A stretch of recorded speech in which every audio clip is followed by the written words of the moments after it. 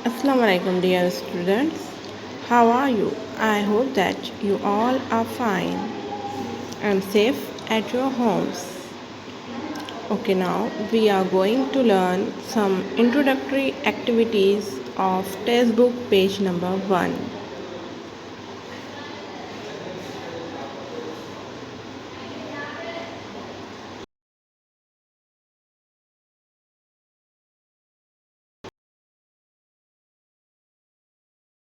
Activities कराने वाले हैं जिसमें हम आज सीखेंगे फुल फॉर्म और कॉन्ट्रैक्टेड फॉर्म्स के बारे में, जिसमें यहाँ पर दिया गया है I am busy.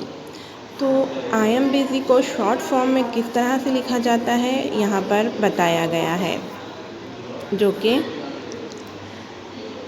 I am busy इस तरह से है। सेकंड वाला देख लीजिए, they are tired, he is not coming, he isn't coming और ही इज़ नॉट कमिंग, इस तरह से लिखा जाता है। अब नीचे के कॉलम में आप लोगों को फिल करना है, जैसे कि लेट्स का क्या होगा या आप लोगों को लिखना है, शांत का क्या होगा या आप लोगों को लिखना है। ये नीचे वाले कॉलम में देखिए, आपको यहाँ पर कुछ गैप्स दिए गए हैं जिसे फिल करना है, यानी कि खाली जगह दी गई है कहीं कहीं, उसे आपको फिल करना है। जैसे यहाँ पर कॉन्ट्रैक्टेड फॉर्म है लेट्स, तो यहाँ पर आपको उसका फुल फॉर्म लिखना है।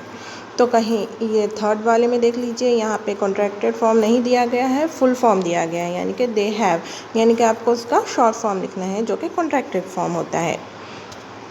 चलिए अब हम देख लेते हैं।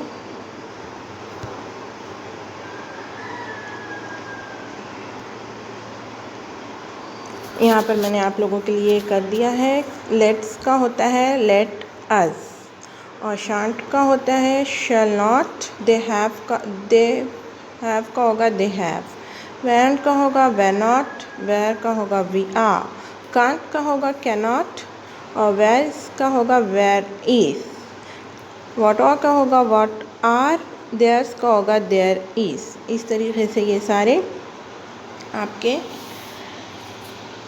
शॉर्ट फॉर्म हो गए, इस साइड वाले शॉर्ट फॉर्म हो गए और इस साइड वाले फुल फॉर्म हो गए। तो आपको आपके होमवर्क नोटबुक में इसे 2 टाइम्स लिखना है और आपकी क्लास वर्क में इसे 1 टाइम लिखना है। ठीक है, जज़ाकल्लाह, शुक्रिया।